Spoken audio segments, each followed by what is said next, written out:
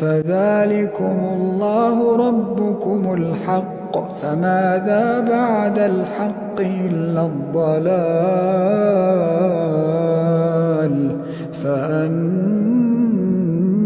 تصرفون. كذلك حقت كلمة ربك على الذين فسقوا أنهم لا يؤمنون. قل هل من شركائكم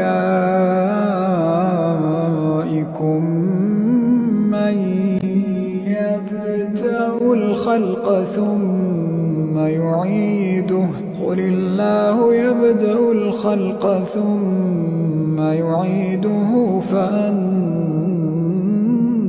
تؤفكون.